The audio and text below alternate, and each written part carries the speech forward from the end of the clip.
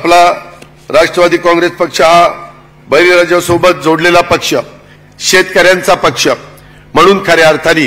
तुमच्या माझ्या महाराष्ट्रामध्ये आपल्या पक्षाची ओळख, मग युवक असेल, महिला असेल, आमचे मागासवर्गीय असतील, मुस्लिम असतील, आदिवासी असतील,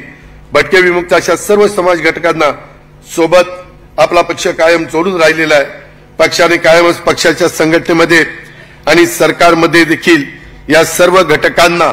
प्रतिनिधित्व देण्याचा प्रयत्न केला। 1 वर्ष 11 महिन्यापूर्वी जो निर्णय घेतला तेव्हाही आपल्याला 9 जागा मिळाल्या,